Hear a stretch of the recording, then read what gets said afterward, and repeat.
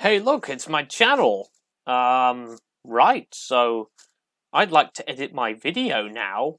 So I'm gonna do what I usually do. I can download that from the live.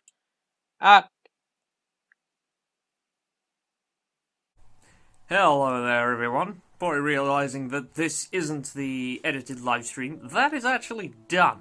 But I thought I'd release this first, being as the first 20 minutes of the live stream were unfortunately corrupted by my antics, as you saw by the initial first clip. Yeah, for some reason, it's all visible. I can view the clip, but I can't download it because of what I can only describe as really being bullshit! So I've resorted to using a tactical alternative, which is this little video that I made. I've been making it kind of along the way. I thought it would make a good precursor to the live stream that I released. Only I couldn't be asked to finish it because there are a few changes, very small changes that I made to my existing weaponry that made the video, like, factually redundant. And it's still true, but for what it's worth, I thought it provided content. So that's what you're going to be seeing today, which is the Deathmaker Depositary, my private collection of very powerful weapons indeed that I use in the Commonwealth almost on a daily basis. So I bet you're all probably wondering why the hell I decided to name it what I actually did. Why is it Deathmaker? Why is it not just Bertie U's secret weapons stash? Well, I thought I'd do something a little original. First of all, the alliteration, which I do like to add every so often for some poetic creativity. And secondarily, because it does what it says on the tin, it makes death out of anything you point it at, depending, of course, on which weapon you have selected at the time. So, to break it down for you, a Deathmaker it could be any sort of weapon, as long as I've, maximized all the mods that can be put on it, and perhaps it even has some kind of legendary effect as well. But yeah, that's the Deathmaker. That's what makes it a Deathmaker. So I guess the only thing left to do is enjoy the video. So here it is. There is a Brahmin on the roof. Can't get it off, it's just kind of there, won't move. Don't think you need much introduction to this one. This is Monty, the automatic 50 caliber revolver that has a long barrel, obviously comfort grip, all the mods are listed there, but it's automatic, which means instead of having to recock the hammer every time you fire the gun, you just keep on shooting. Knuckler unloads 6 shots as quickly as. Very good for taking out powerful foes in a near instant. Okay, so I just found this. Alright, I found this in Vault 81. It's called the Killswitch gun. I don't know what it does.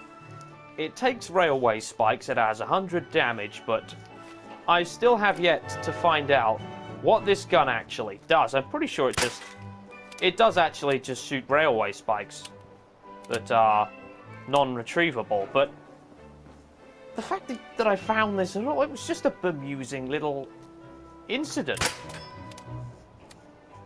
So it's basically a miniaturized railway rifle, in effect. But I think even the railway rifle has magazines, so is it good? I assume so. I mean, it's got 100 damage. For a pistol, that's pretty darn good. And it's about the same kind of method of shooting as if you're using a bolt action. So there we go, Killswitch gun. And here we have vindaloo. Now this is a very rare find indeed. It's called vindaloo after the curry, of course, and that's because it has exploding bolts. Yes, that's right. When the bullets impact on a target, they explode, doing, as it described at the top, 15 points of area effect damage, which means it's probably one of the most powerful guns you can just naturally find in the game. I cannot believe that I found a combat rifle with exploding bullets on it. Mind you, I've been playing this game long enough, so I don't see why not. So, as you can see, it differs from a normal combat rifle for the fact that there's kind of a glowing effect, and I've attached a automatic receiver to it, So it's really just the business. Okay, so this weapon has some particular importance in the way it's discovered. So this is University Point, a location that is here on the map. So it's kind of towards the eastern regions of the Commonwealth. So what you need to do is you need to enter this bank, University Credit Union. So what you'll discover is a bunch of synths, just kind of dead on the ground, probably because I shot them at some stage. I don't know. But you can clearly see that there's something on the other side that we can actually access. Because this appears to be just a University Credit Union, but when I first discovered this weapon, it was anything but. Oh dear. So after dealing with that rabble, you'll see that there is a rear entrance here, University Credit Union. Locked behind, I think, a terminal. There might just be a regular lock on the door, I'm not really sure, but it seems like an awful lot of protection just to protect, like, a couple of pills with some money next to it. Well, you'd be right, because as it turns out, if you descend into the lower levels, where all the safes are, when you find this giant vault here, accessible through this terminal, I believe it's expert level or something akin to that, there's a big series of old safes in here that you can access. Apparently there's one I didn't unlock for probably reasons that I didn't have the skill at the time.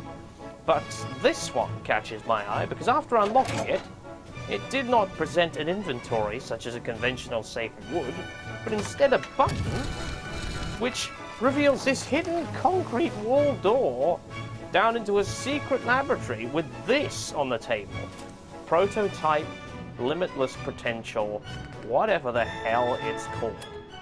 So this one is very special indeed, as I will demonstrate. So this is a conventional laser rifle. Well, you find it in its automatic form. So there is an automatic receiver on the top. No, wait, the barrel is automatic, sorry. The receiver doesn't really matter in this case with laser weapons. The barrel decides the nature of the shot fired, which is a bit unusual, but nevertheless, I'm fine with that. So it's, in most aspects, an ordinary laser rifle with an automatic barrel. I added the recoil compensating stock, but the real kicker with this one is the fact that it does, as it says, have unlimited ammo capacity, which means when you have this thing, it has just absolutely, the magazine does not end. You can start firing and keep on firing. There is nothing to stop you. Just go into town with this thing. It's just boom, boom, boom. You can just keep going for all eternity because the only time that you'll actually run out of ammo ever is if you actually physically run out of ammo. It's genius.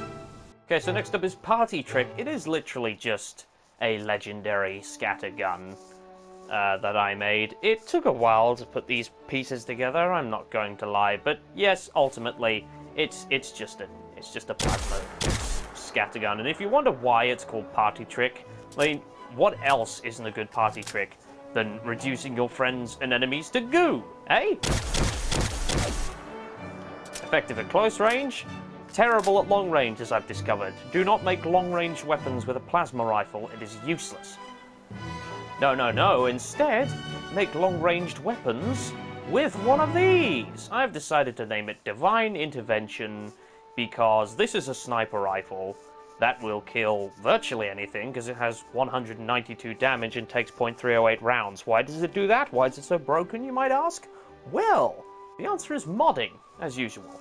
So this is supposed to be a Gauss combat rifle. So it's supposed to shoot Gauss rounds, but there is a modification where you can convert the receiver into .308. So it's chambered in .308. So it's just so broken because you can get common rounds, and they actually do more damage with that modification. So it's just ridiculous. And the reason why I've called it Divine Intervention is because there's a long scope on it, so you can look just so far away. It's going to get as far over here, and by the time you've actually shot something, no one knows what's happened. The only downside is a slightly longer reload time, which can be fixed with a quick eject mag, as can most problems, but 7 rounds And it's got this like lovely blue streak projectile, as I'm pretty sure most Gauss rifles do. It's my favourite sniper. It's actually probably my only sniper now I think of it. But yeah, there you have it, Divine Intervention. Okay, so this one's an old favourite of mine. So we've seen my long-range rifles, but this one is definitely a bit more for the close and personal side of things. It's PT, which is my combat shotgun. This has no additional weapon mods that I've downloaded on it whatsoever, but it does do 105 damage per shot, making it probably one of the most broken weapons in just the classic game with no mods attached. And well, it's just brilliant. Imagine 105 damage being released per shot like that. I tell you, it eats through raiders like butter. And well, I do like shotguns, but you're probably wondering why I've called it PT, and that's because from the moment that I found a combat shotgun, I knew I was going to put the most powerful mod on it, which just happened to be a repeating receiver. Hence, when I put the receiver on it, it will repeaty, hence PT. Yes? I did try to make a PT2 with a legendary combat shotgun that increased the damage to 25%. However, it did have a penalty of recoil, and that recoil consequently caused the overall fire rate of the gun to decrease, because it's just not on, is it? But magazine of 32 shotgun shells, I'm just going to have tons of fun with that. Okay, so our next weapon is what I have simply named Nuke Wall, because I'd say it's about the equivalent heat of a nuclear bomb. I am, of course, joking. There is probably nothing in comparison to a nuclear bomb, but I thought it was a nice play on lukewarm to the point where it's gone to the extreme. So it's a flamer, except it's got some of the best flamer attachments possibly attached to it. So it's really bloody good. It's just a really good flamer is what it is. But I thought it was a nice play on words, so I found this. This is clearly a crashed alien spaceship. And there's green blood. Aha. Cave. Right, what do I have on me right now? Got vindaloo. But then I also have, stick with vindaloo. Most rounds usually has it. It's just called cave. Go all blimey.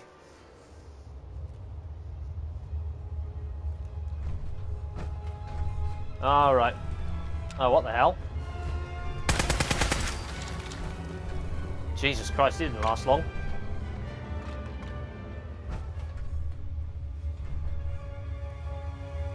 There we go. Wah! It's an alien blaster pistol. What do you know?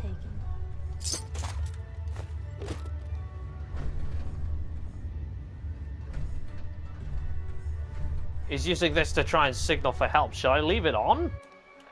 Does 63 base damage. Ooh. It's like plasma. Oh, bloody hell. It's got a quick fire rate. For 60, what was it, 63 damage? And bear in mind I have the Skillzerk weapon mod pack, so I can actually equip extra ammunition to this just by purchasing them with pre-war money, because that's a convenience of a mod pack. Well, bloody hell. Yeah, this is where things get a little cocked up. This is the Wobblinator. Well, it's a nefarious device which can cripple, but the reason for that is because it used to be a crippling minigun, and I decided to glitch a quad missile launcher barrel onto the front of it. And that's about the only modification there is. So, I think also I've glitched the ammo because it just never seems to run out.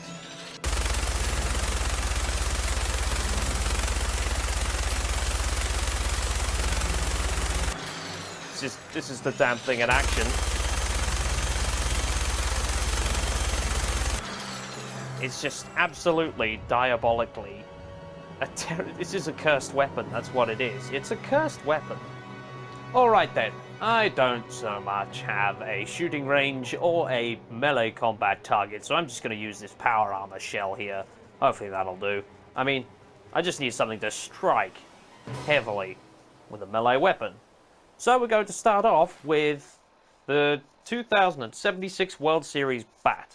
I have made a few upgrades to it, so I've made it bladed and aluminium, and the reason why it's only those and none of the rocket bat attachments is because with the weapon mod pack, unfortunately it cancelled all those, so I can only install up to that, really. But, well, you can kind of give it a swing like that, and you can give it a swing like that. I don't like stumbling around in the dark. Yeah! That sort of stuff.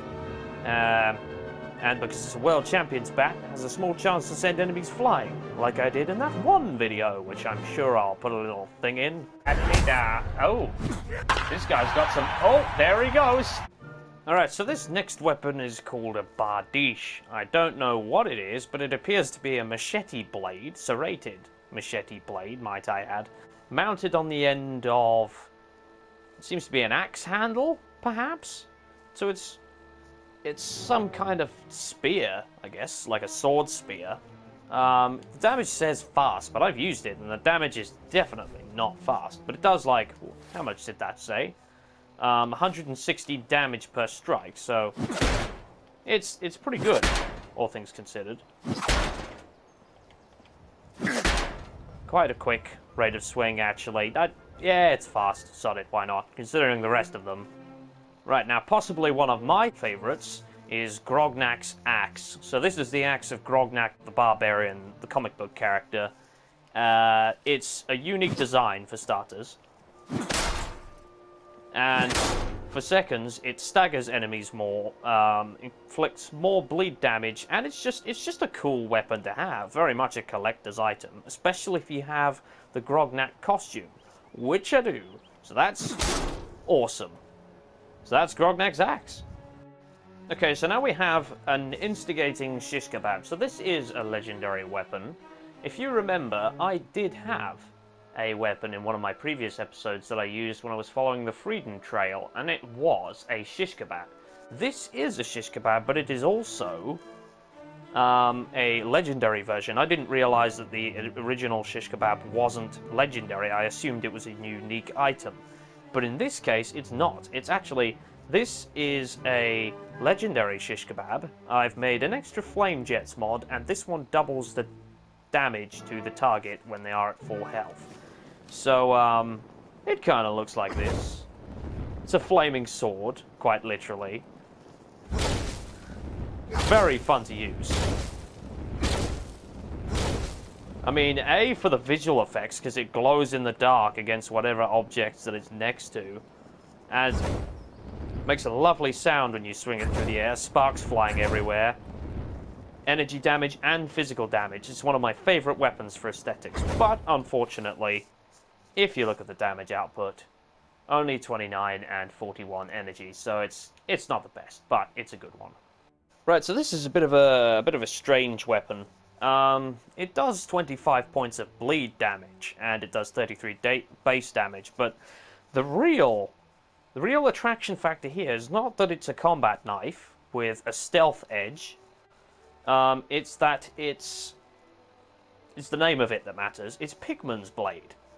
Now, Pikmin is a serial killer who has his own art gallery. It's made with some of the pieces of people that he's chopped up over his time, you know, being a serial killer. And this is his knife, and you get his knife by helping him out on a very strange chain of events indeed. Like, he's just a very unsettling person. I was tempted to kill him just because of the amount of killing he'd already done, but I don't know, he keeps raiders off the streets, so that's kind of fascinating. I mean, obviously I can't demonstrate the bleed damage, but it's a very quick weapon to use because it's a knife, so I guess if you want to go down that kind of slasher, hacker kind of route, this is the weapon for you. Right, so for those who watched my live stream and, of course, the edited episode of Fallout, this sword will be familiar to you. This is the Shem Drown sword.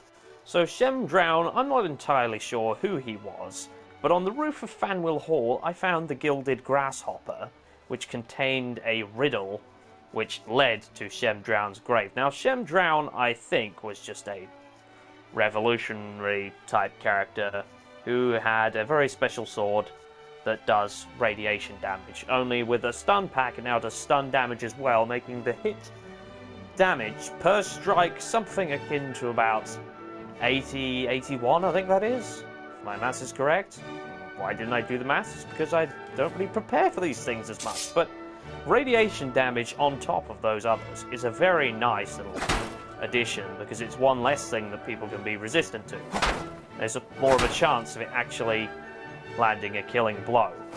But it's kind of got the same swing rate as the Shish Kebab, but with higher damage, which is why I tend to use this more.